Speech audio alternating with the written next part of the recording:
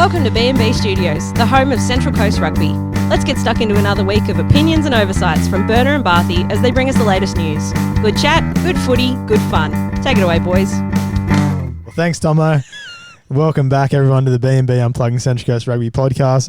No. What we're going to let's have a different start to the different start. Yeah, you say the same thing over and over again. Try right. different. Can we just have the noise of you fiddling with the microphone at the very start of it? Already, as well? hang on.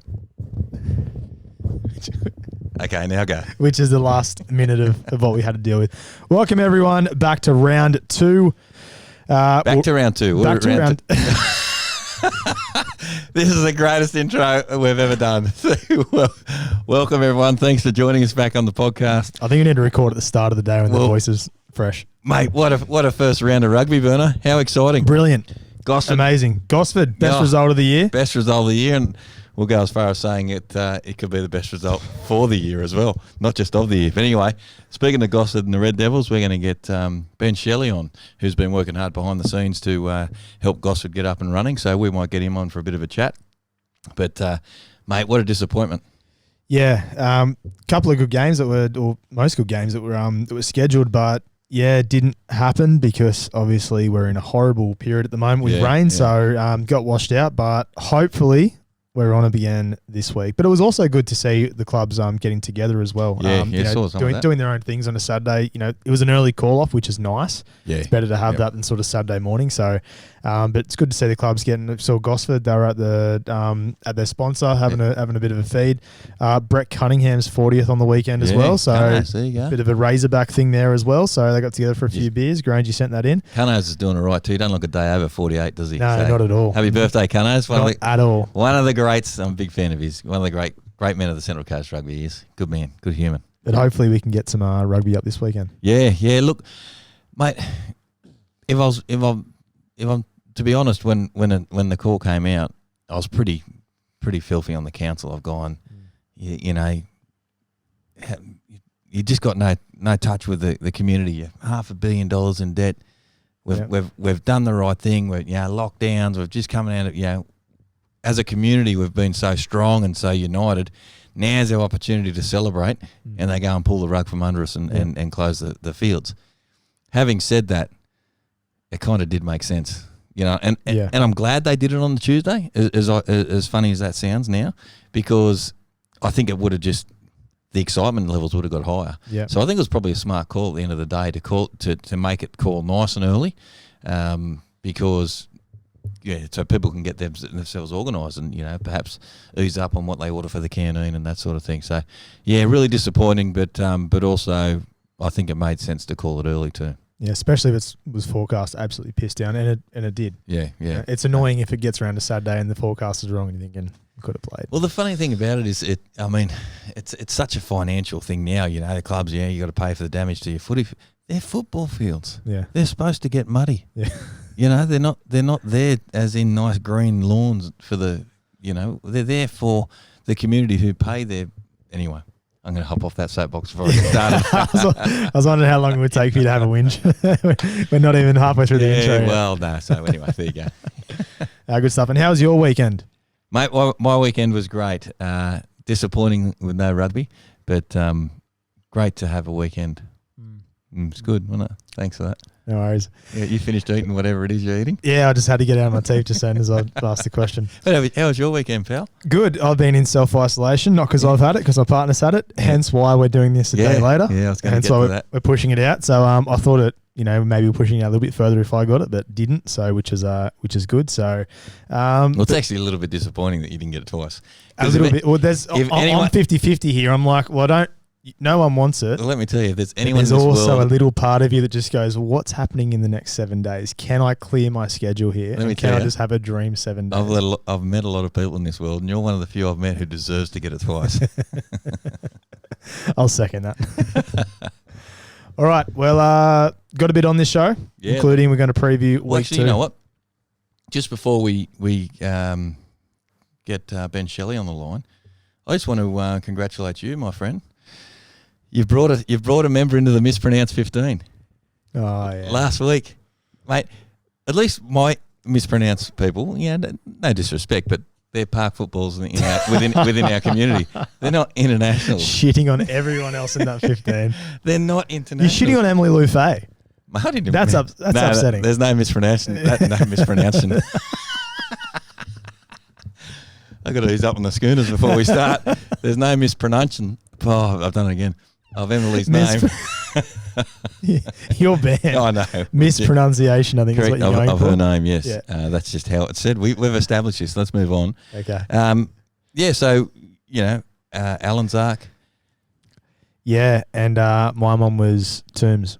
Yeah. So, mine's a guy who's played for Gosford and Lakes. Yours a guy who's played for the Queensland, for the Waratahs, and for Australia. And who got in touch and said, what was his comment last week? He said, I don't know how he sent it to us. I can't remember how he sent it to us. He DM'd us and said He DM'd us, but he said, I'm really looking forward to listening to the podcast this week. And I'm just there thinking, fuck. Don't listen this week, or give me enough time to edit it out. So welcome, mate. Welcome. Yeah, thank you very much. He's obviously, he's not captain, but he's up there with the vice captain from that one. Yep. That was a big one. I've got to apologise for that one. So, who are you apologising to? Richard Toms. That's who I'm apologising to. It will never happen again. All right, Barthy, on the phone, we have Ben Shelley from the Gosford Red Devils. Ben, welcome to the podcast. More importantly, congratulations on a 0-0 result on the weekend. Yes, we love to get off not with a loss, and so we'll take that as a win in our eyes. So thanks very much, boys. Rock solid defence. Absolutely, captain to 0 for and against is good. Good stuff, mate. Well, tell us a little bit about what's happening at the Red Devils this year. Yeah, look, Red Devils are back, which is obviously, I know you guys have said that already on the potty, which we're big supporters of. So keep going, boys. We love it. So yeah, the big news is obviously that we're back, and we just want to firstly thank Central Coast Rugby for working with us. We know that it wasn't ideal sort of last year the way we exited. And obviously we know that we had certain things that we had to meet before coming back in this year. So we want to thank Central Coast Rugby and everyone else involved in that for working with us and helping us do that. But yeah, we're looking okay. I know that it hasn't been the most ideal pre-season, but I think that a lot of clubs are in the same sort of boat. So but we've got players, and we're hoping to at least field ones and twos to start the year off with. And we'll see how we go from there. But so that's where we sort of started. Got hopes of potentially getting all the way down to a President's Cup, perhaps? Well, yeah, that's obviously the plan. Whether that happens during the year or towards sort of the start of next year, but yeah, that's obviously the plan. Yeah, good stuff. We've yeah. So, mate, have you got rid of the camels off the field yet, or are they still there? I think they're still there. I did go down this afternoon to see if we could mow it. But I'm not sure. I'm not sure the boys had much luck. So I think they had to go with the camels to try and eat some of that grass stuff off the field. But they're not quite sure where they went. Now, is the goat still there? I haven't seen the goat for a while. Okay. The only goat we talk about at Gosford is Adam Carlisle. So, and other than that, I saw him a couple of weeks ago. So other than that, no, I haven't seen the goat.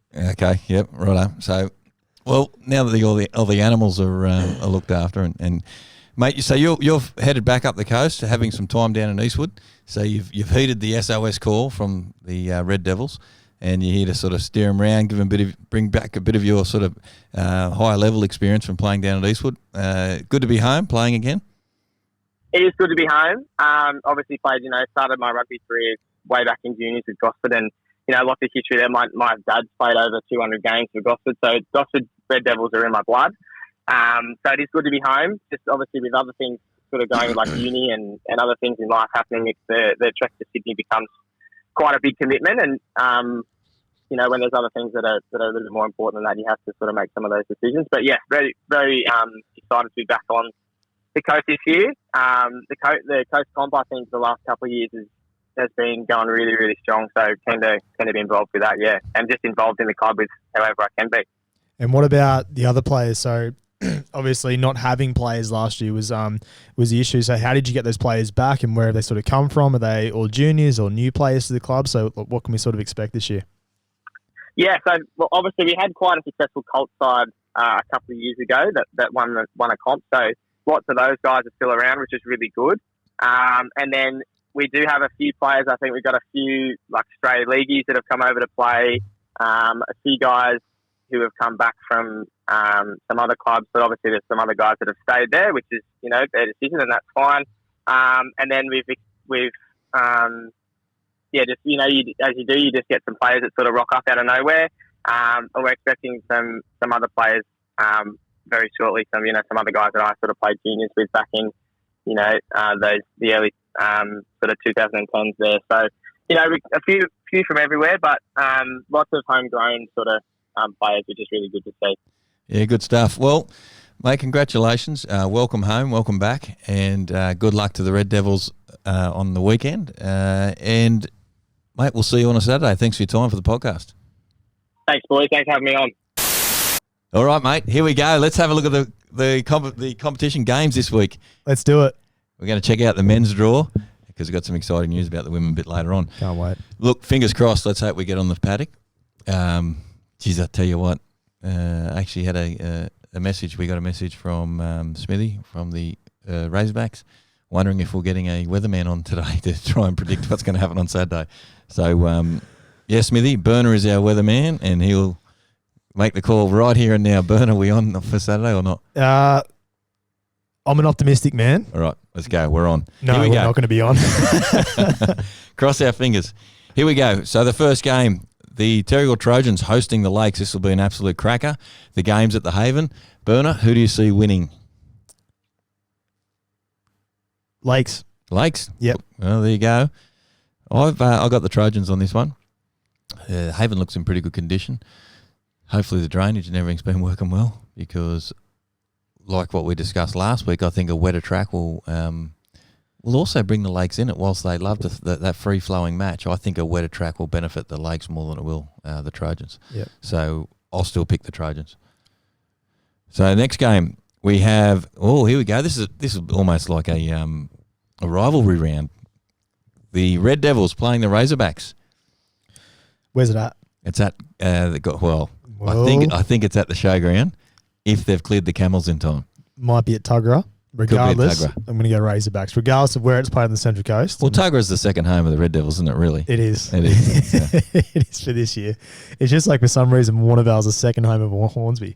Yeah. Well, they're very similar, very close. Yep. Very tough and dry and that sort of stuff. Thanks for your help in this segment, by the way. No worries, Razorbacks for me. Yeah, Razorbacks for me as well.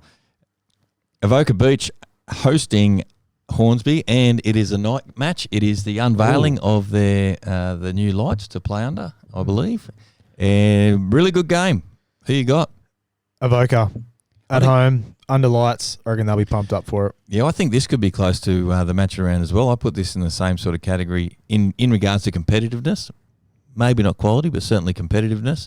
I see Avoca Beach and Hornsby sort of fairly evenly matched sides, so I think it's going to be a really good game. I've got the Sharks here as well.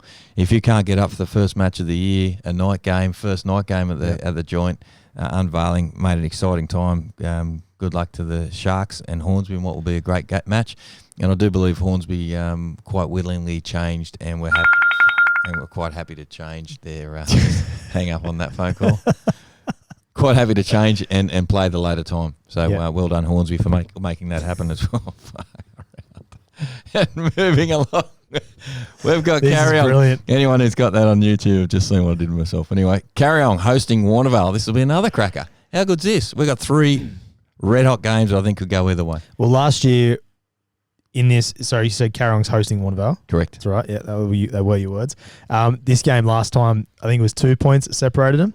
There was a couple of points that separated them anyway. And Carrong just got home. Yeah. I think Warnervale get home in this one. Yeah, you're I think this is the redemption story. Yeah. I think this is the mark of where they're up to. Yeah. It's hard. Yeah, flip. We're not deleting it. We're not binning this one. You gotta. I want to know what you're trying to eat and talk at the same time. That's what I'm laughing at. I think flip a coin with this. I really do. My Wildcats they're shaping up strong, but I'm a big fan of the Wanderers, especially at home, playing at home. Yep. I think Carry On. I'm going to back Carry On to win because they will have a little bit more continuity. We know Warnervale have rebuilt. They've got a lot of new players.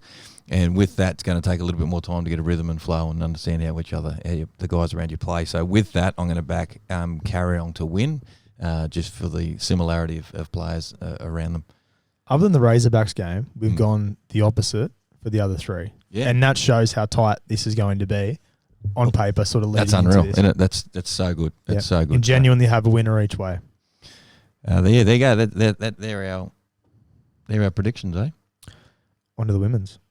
Well, Berner, I've got some really exciting news. What is the news? Share the news with everybody. Exciting news is, mate, the women's draw has been redrawn. So we don't have the ridiculous situation of last week where we had 3 teams not playing. Yep. So that's been... And that was because Gosford's pulled out? Yes. Yep. Yep. So the redraw is done, which is great, and it's going to ensure that we have women playing games every week. So feel free to fill in here while I struggle to catch it up. From memory, there's going to be a couple of double headers as well. So games that are played earlier on in the day, just to ensure that there's not as Barthy said, not teams are actually missing out. So let's talk about the first double header. That's at the Haven, not the Haven, sorry, that's at Hazlitt Park. What a night to have a double header with the opening and unveiling of the lights at Shark Park, as they like to call it over there. Two great games. We have the first game being Hornsby playing the Razorback women.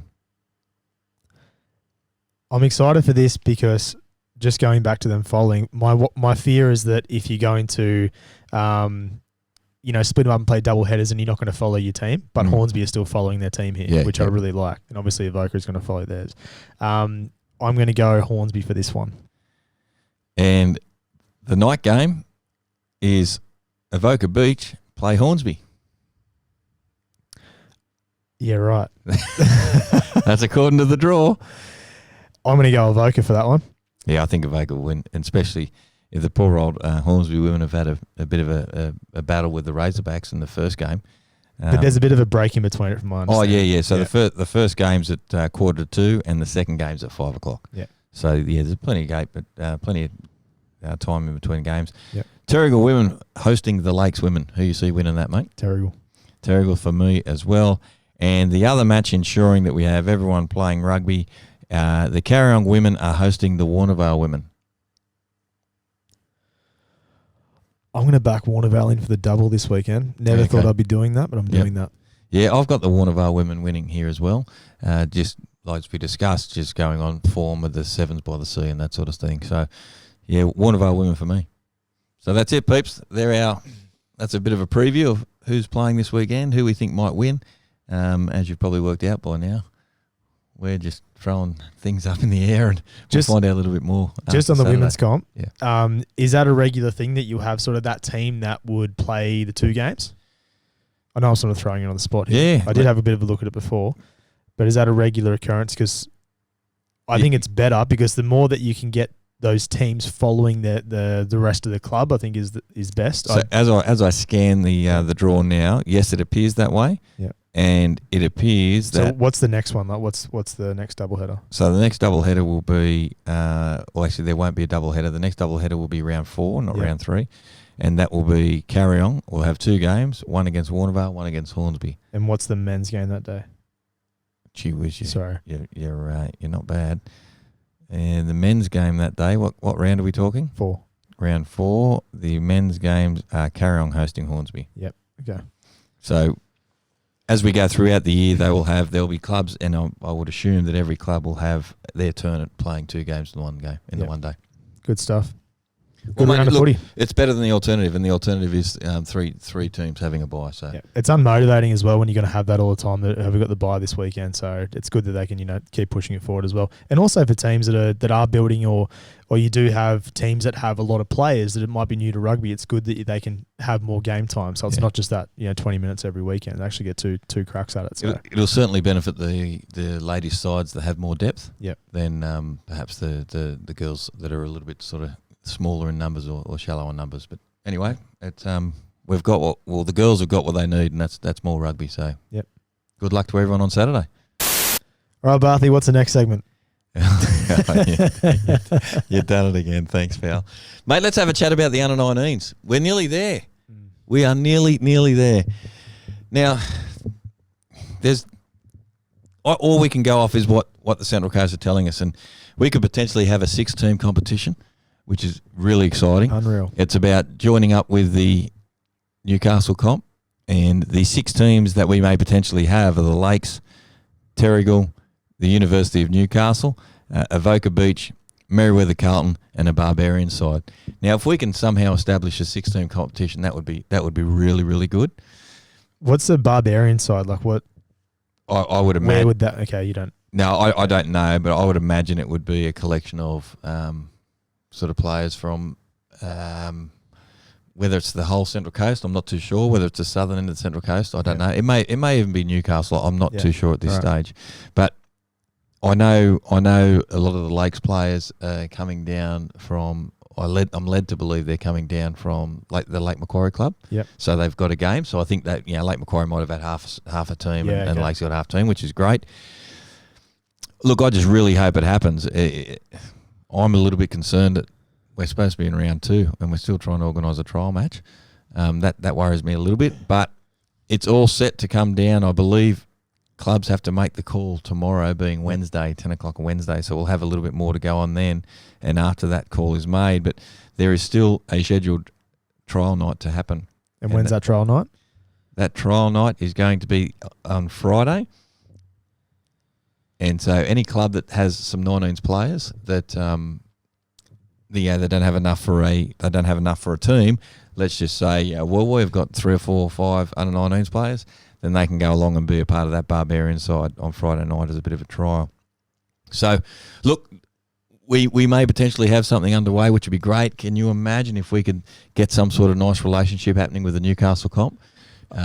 I think it may require being a little bit flexible, whether it's a Friday or a Saturday, for the good of keeping players in the game. We just need to do what's required. So all the powers to be are doing what they need to do. So hopefully we've got a competition up and running. Well, I think it's on clubs as well to start pushing their Colts. And if you, as you said, if you got those 4 or 5 guys that you're clearly not going to have a team, it's very easy to be like, well, just come play second grade with us. Yep. But to push them to go play Colts, because that's an important part as well about with playing with people your own age as well, because there's a huge difference if you're an 18-year-old to playing with a bunch of guys that 30, 35 that have played 200 games. It's very different to playing Colts. And although it's a really good experience, there's still something about playing with that age group and hanging around with that age group. That's, and you can, especially if it's on Friday night or they do it on Saturday or whatever, there's no reason why they can't play both. But pushing them to, if it is a Barbarians team on the Central Coast, or if it is, Woy and it's going to Avoca or going to Terrigal or whatever it is, pushing them to go there as well. Just to get those Colts and get an established Colts competition. Because suddenly, if you got 4 established teams next year or 3 established teams next year, if they're there, it's easier to target the 4th and the 5th team rather than sort of just really creating a team from scratch. And that's where comp from scratch. Sorry. Yeah, that's where. I think it's a bit of a cop out and an easy cop out for people to complain and whinge that the Central Coast Rugby should be doing more. The Central Coast Rugby are there to administer a competition, and it's made up of 10 clubs. 10 clubs need to get off their asses and get their Colts teams up and running. And what I mean by that is, what are we doing about it for next year? Whether this year gets up and running or not, what plans? And this is where I put some responsibility on the Central Coast Rugby Union. What plans are the Central Coast Rugby Union putting in place now to ensure that we get an under-19s competition next year? Because we may have one which will be awesome, but that's just going to Band-Aid this year. What are we doing next year to make something sustainable? But I also put that to all the clubs, all the 10 clubs in the competition as well. What the hell are you guys doing this year to ensure that you get an under-19s team next year? What are you doing to the 17s? How are you inviting them? How are you getting them? How are you incentivising them to come and play? What are you doing? What sort of environment are you developing around your club? Who's going into schools? Who's being proactive? What are you doing, the clubs, to get an under-19s going up and running? So I think there's ultimately shared responsibility. No one is solely responsible. Everyone is responsible. Yeah, and I think what you mentioned about schools as well, there's a talent pool there of sort of getting in there and getting clubs into it, even just in the general community. Trying to bring those kids in, as you mentioned, what do we do? What are clubs doing now to bring those 17s through? when I was at Woyway, a huge problem that we had was bringing our 17s through to playing grade. Yeah. That was the biggest danger we had. Woyway had an amazing juniors, huge numbers, but as it went to 16s and above, it sort of dwindled off. Yeah. And that was a big problem that we had. And we, we get senior players that would go down and coach and everything, but the best years we had was just seniors training with the 17s.